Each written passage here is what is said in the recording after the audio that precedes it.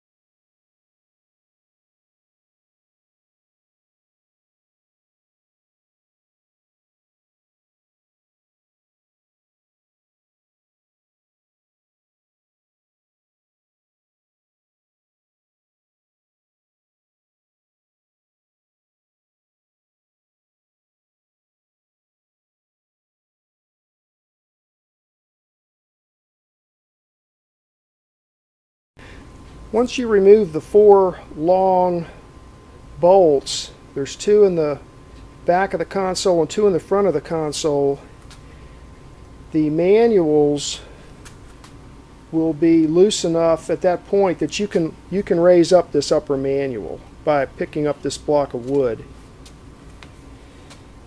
To remove the wooden piece that's here, you have to remove 1 screw. You can do that from the back underneath. And then if you reach under here, if you've got the right tools, you can unscrew these 2 screws. They go in from the bottom and they come up here and they screw into the underside of this wooden block that's here.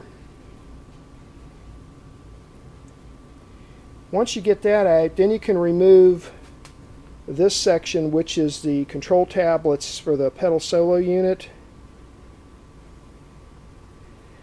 There's 2 screws that hold it in on this side, which you can reach from the underside of the organ from the front. And let's see, there's one piece of angle iron here. You can also reach that from under the front of the organ. Once you loosen this piece up and disconnect it from the pedal solo chassis, you can then grab a hold of the upper manual here and lift this part up just a couple of inches, which will give you the clearance to just pull that pedal solo unit control tablet right out from the front. That comes out real easy.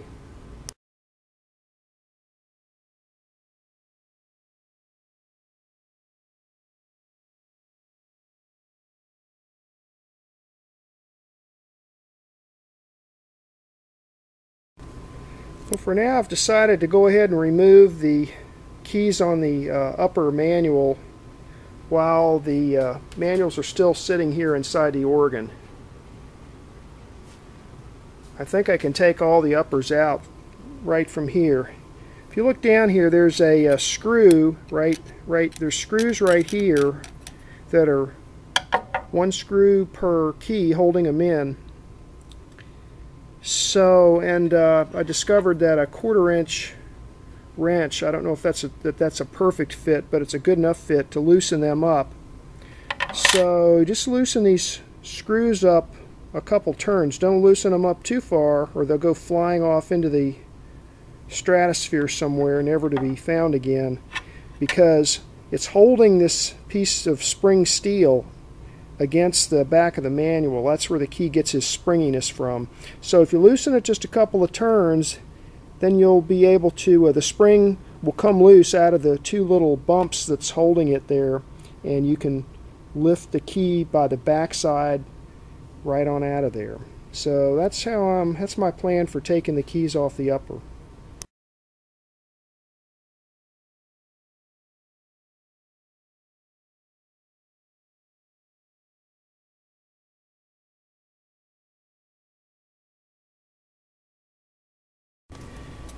Before I take this apart any further, I thought I'd point out a couple things. I've learned some things about the Hammond manuals about how the upstops and downstops work for the black keys. Most of the time, well, let me back up a second. Here's what one of the white keys looks like. And you'll notice it's got this tab on the end, and that tab rides underneath here. And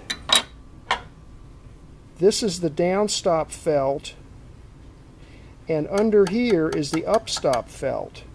So as these white keys go up and down, they bottom out on that downstop, or they top out, so to speak, on the upstop felt under that black piece of trim. But then, how in the world do the black keys, how do they accomplish their downstop and the upstop? Well, the black keys, if you look, here's what one of the black keys looks like, and you'll notice there's a hole in there, and that's because these black keys, actually that hole, the black key actually fits into the key comb like that, through that hole. Okay? And if you look at the underside of the black key there, you'll see that there's some felt under there. Each black key, it turns out, has its own upstop felt. And the downstop felt is this piece right here that runs all along through here. So, I don't know, maybe those felts don't wear like the ones for the white keys, because I never hear anybody talking about replacing the downstop felt for the black keys, which is down there, or replacing the upstop felts for the black keys, which is in there. But anyway, that's how that works. So another little Hammond mystery solved for me anyway. These things right here are the actual switches. And so when you push down on a key, the key goes down and it pushes down on that plunger, and that plunger activates 9 contacts under there.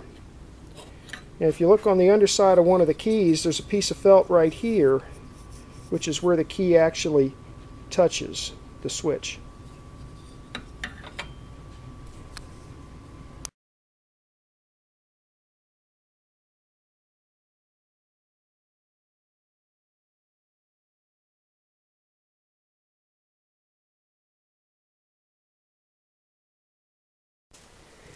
I'm not done taking keys off this upper manual yet, but I've taken all the playing keys off.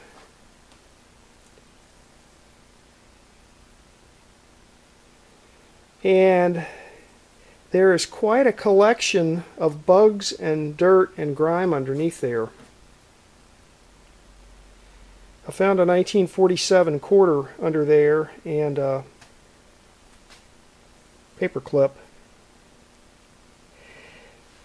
And one reason I decided to turn on the video here is before I disassemble this any further, I've taken one of the preset keys I've removed, but I just thought I'd show you how this works. It's a little hard to understand maybe looking in the book, but there's this big rod here, and you'll notice these preset keys have this springy piece. Well, when you push a key down, that springy piece goes underneath there, and it's just held down.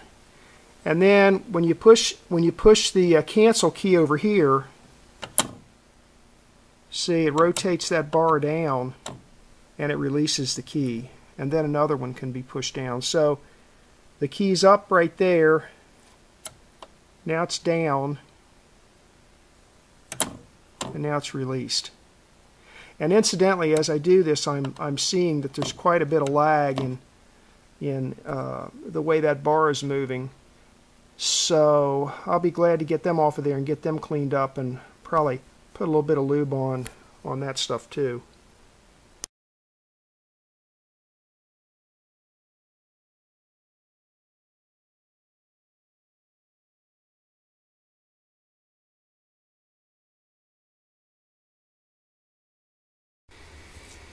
Okay, I've got all the preset keys out now, so everything's completely removed from this from this upper manual.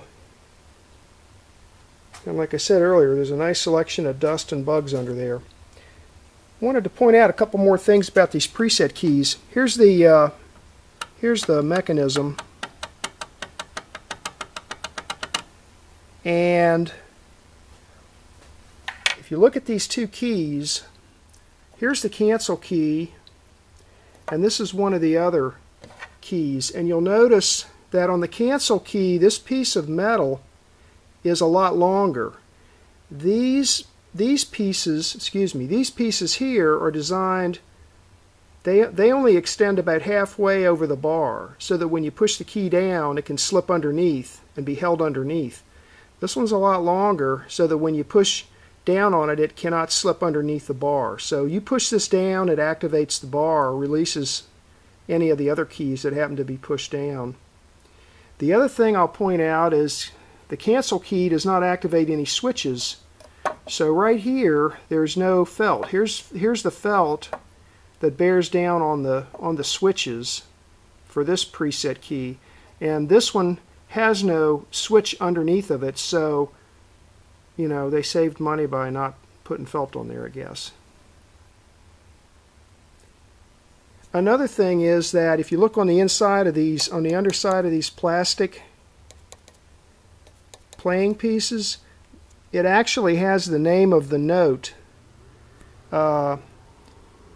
molded into it. This one says C and this one says B.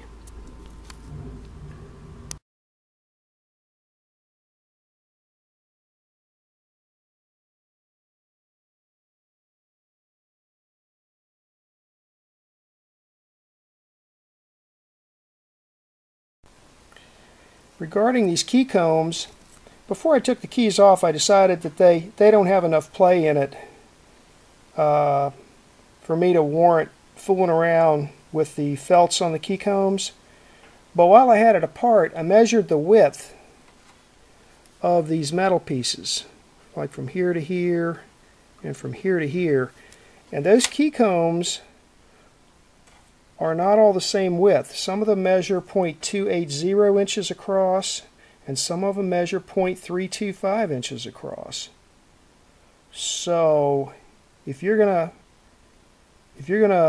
replace those felts, you've got at least two different widths of felt to worry about. 0.280 inches and 0.325 inches.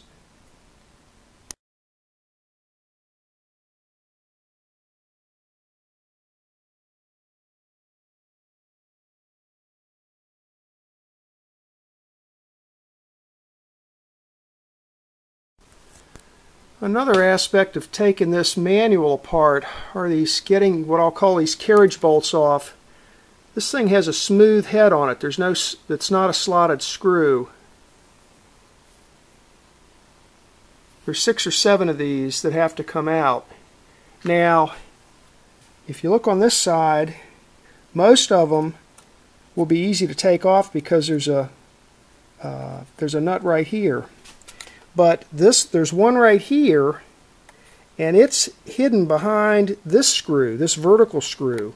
So this vertical screw has to come out before I can get to the nut to loosen this one, which is probably going to mean I'm going to have to jack up the front of this manual enough to get it under there and loosen that screw, and then the same thing down on this end to get this one off, and I'll probably have to take this out too.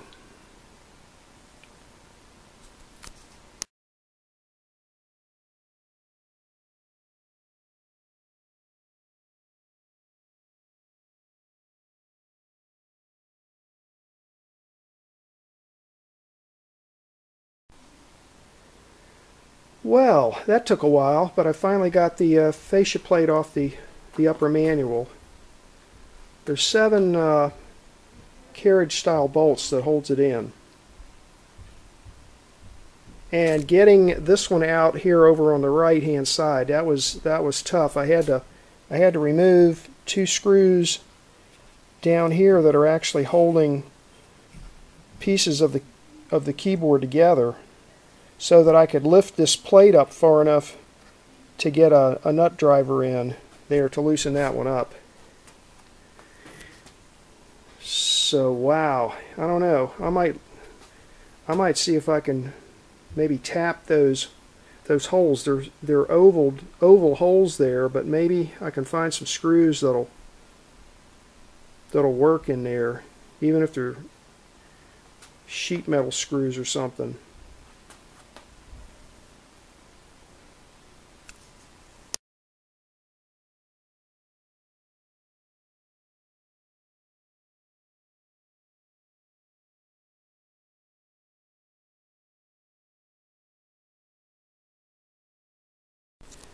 Here's the back side of the fascia plate on my bench, and the felts you see down there are the Upstop felts. I've got it turned upside down right now.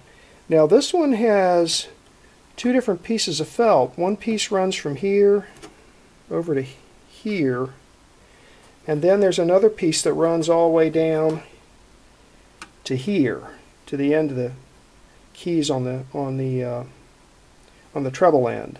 And then this part covers up the pedal solo system.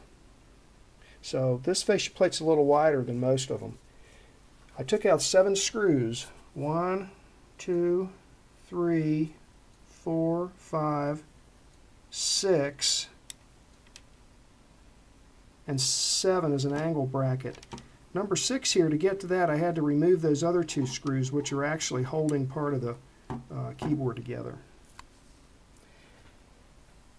Here's the new Upstop felt I got from Tomeville General Hospital, and I took it out and did a trial fit, and it'll run from there all the way completely down to the end, including that separate piece of green felt that's on there. So it's in 2 pieces, I guess, the way it came from the factory. Or maybe somebody added that green piece on somewhere along the line. But anyway, the new piece is just one continuous piece that's just the right length to go from one end completely to the other.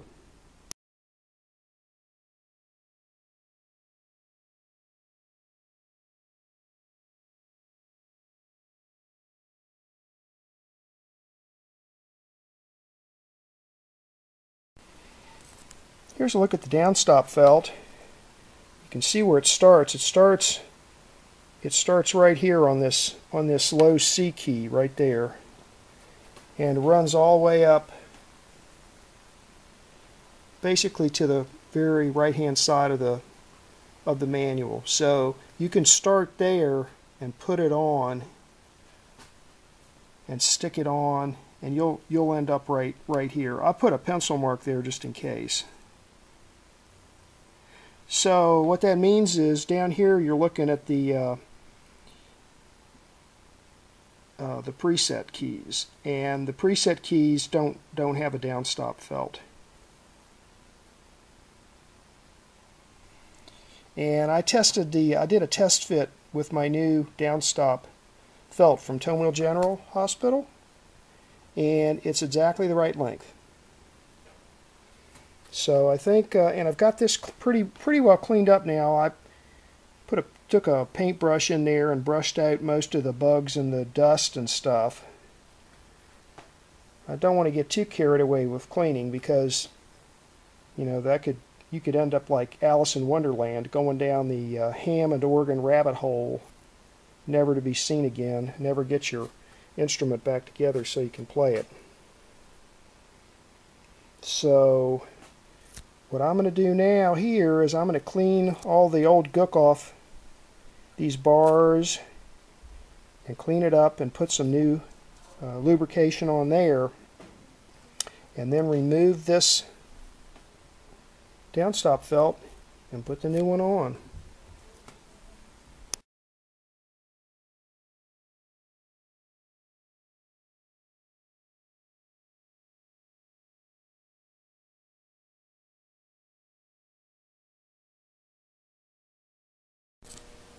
Thought I'd point out something I noticed about these keys while I was cleaning them. I think I mentioned in an earlier video that right here, where this piece of felt is where the key, when it comes down, it contacts the switch plungers for the manuals right about there. And if you turn this key back right side up, that's about right there on this key. I made a little mark with a pencil there. Maybe you can see it.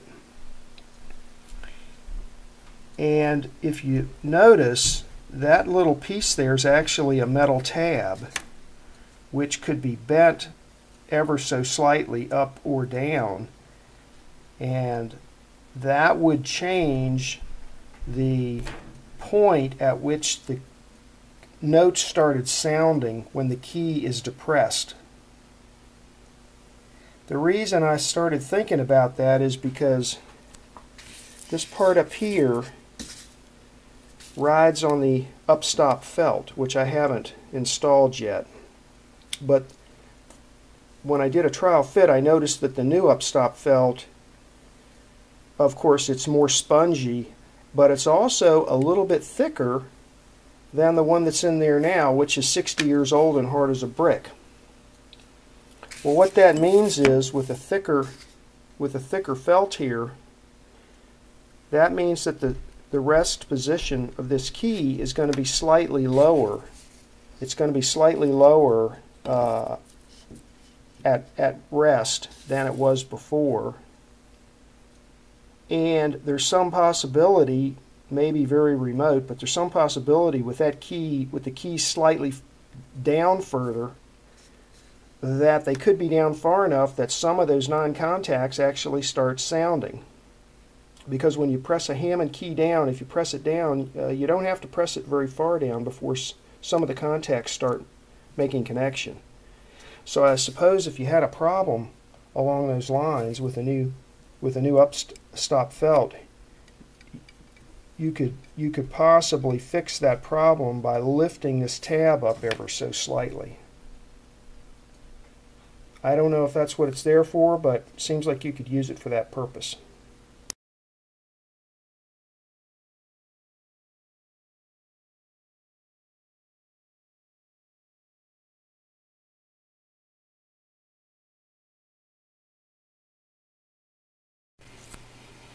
There's the new Downstop felt installed.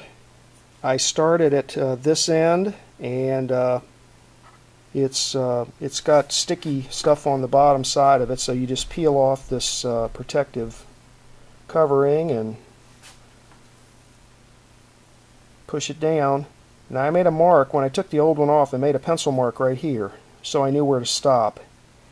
And by the time I got down to here, actually installing it, it stretched this out just a little bit longer than when I did the trial fits. So it actually came down to about maybe here, and I could see that it was going to be a little too long, so I'm glad I made that pencil mark there, and I just took a pair of scissors and cut it off and stuck it down. So there you have it, new Downstop felt on the upper manual. Next thing I got to do is I got to work on this fascia plate that goes here and install a new Upstop felt on that one.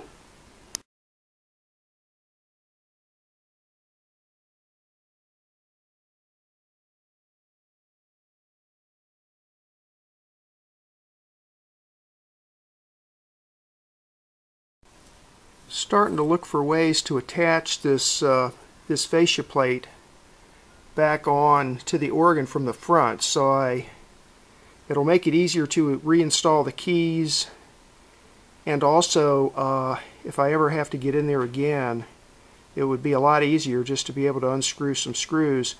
That screw right there is a number 8 sheet metal screw, and I just did a little trial fit there, and that's screwed on, that's screwed right in without me having to do any drilling or tapping or anything, and that's holding that on there fairly well. So I might use sheet metal screws with a lock washer, with a number 8 lock washer on there. I'm going to ponder that for a while I clean this fascia plate up and repaint it.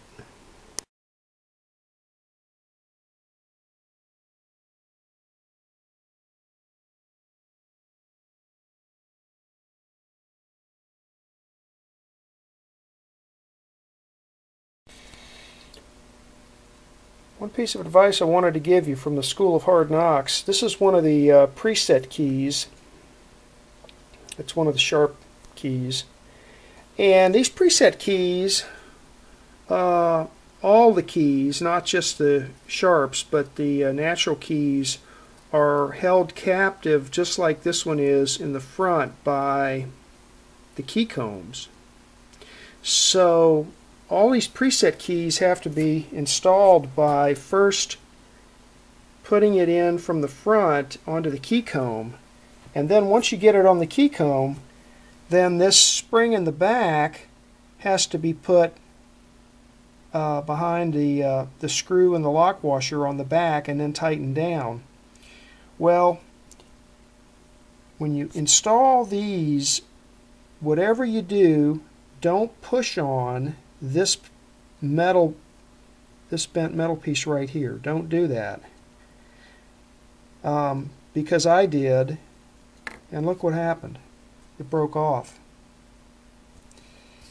That's because there really isn't very much metal there.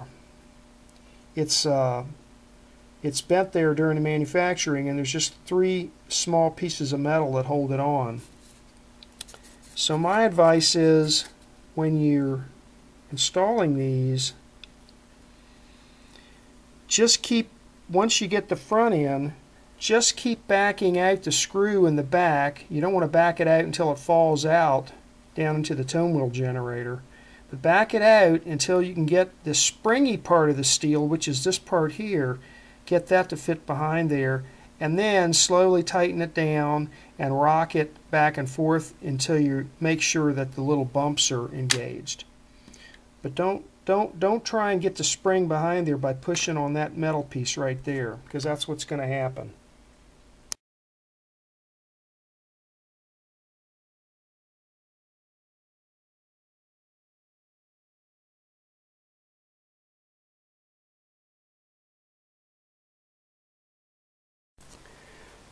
Okay, I got all the keys put back onto the upper manual now, except for this preset key, which I broke.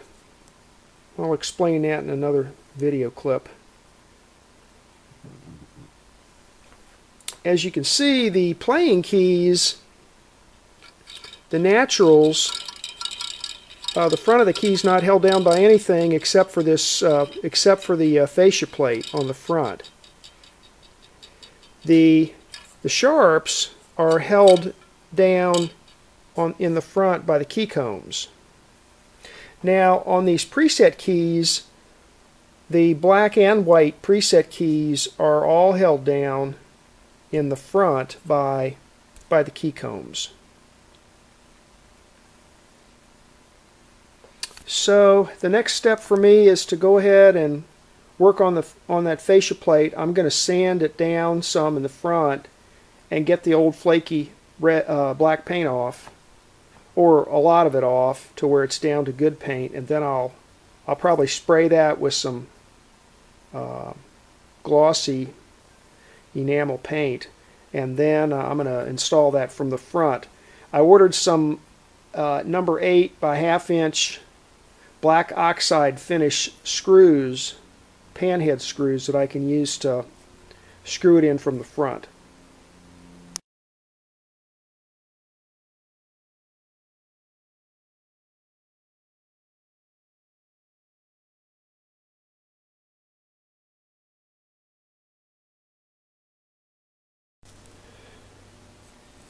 Alrighty, there's the fascia plate for the upper manual.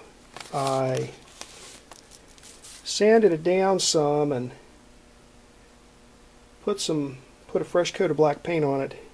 It's not perfect, but there's a lot of things on this organ that aren't perfect.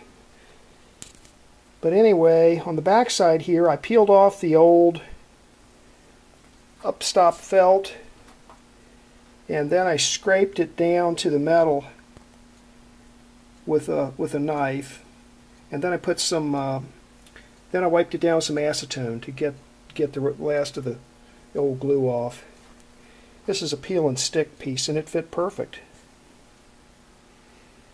So as soon as I get a preset key to replace the one that I broke by accident, I'll be ready to put the upper manual back together.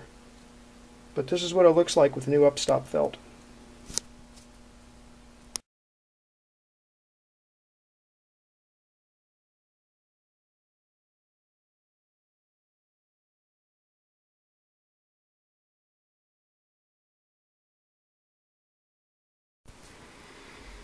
Okay, there's the upper manual with the fascia piece reinstalled.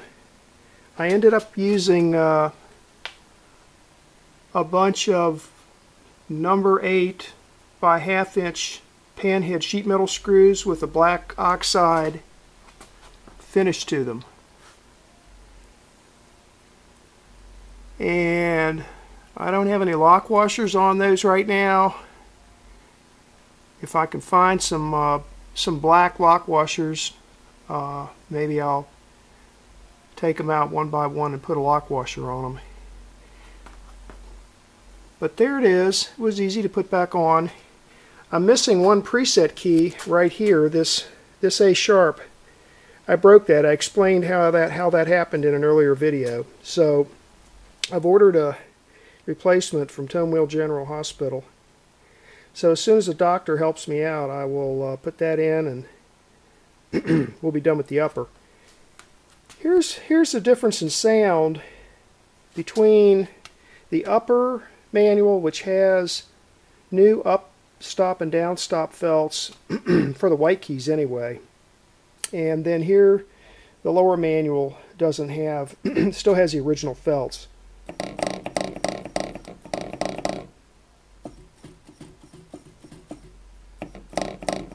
So that's what it sounds like.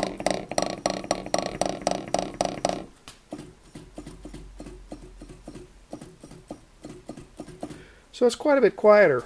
The black keys sound the same though because I didn't change the felts.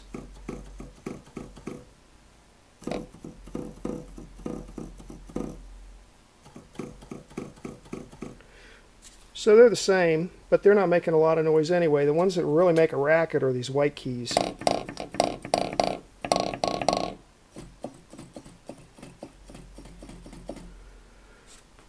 So I'm happy with that. Next step's going to be working on the lower manual. I may pull both manuals out and set it on my workbench to make it a little easier for me to work on the lower one. But I'm glad I did the upper one inside the organ. So now at least I know what I'm doing.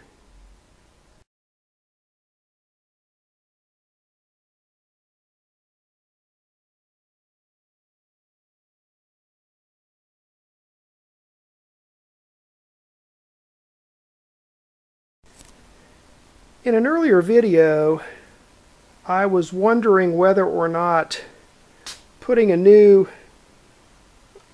Upstop felt might cause any problems with the key contacts any of them being closed when you're not even pushing on the key. It would be theoretically possible because this felt that I put on under here is a little bit thicker than the 60-year-old one that I took off, which means that these keys are riding just a little bit further down in the manuals than they were before. But there's a way you can test that, and I just wanted to show you. What I did was, see if I can explain this. All these keys are connected. Each key has 9 contacts. And those contacts are all connected to some note on the tone wheel generator. And part of that electrical circuit includes a coil of wire which is grounded at one end to the tone wheel generator, and the other end is the output. So what I've done is I've got my meter set on ohms, and to make it easier for me, I have it set on to beep if there's continuity. Right now what I've done is I've taken the black lead and I've connected that to the tone wheel generator case. So it's grounded to the tone wheel generator. And then what I did was I took the red lead and I have this set up right now. I have this B preset pushed down. Well, what that does is that activates the second set of drawbars, which are these 9 wires right here. And I have them numbered 1 through 9. And I have that red lead attached to wire number 1 at the moment, but you'll want to test every single one. If any one of these keys, if contact number 1 was prematurely making contact, I'd have continuity right now. But I don't. Now watch what happens if I push a key down.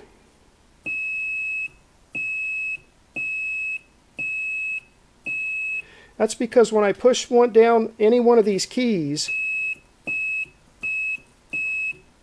I'm activating 9 contacts. One of those contacts is contact number 1.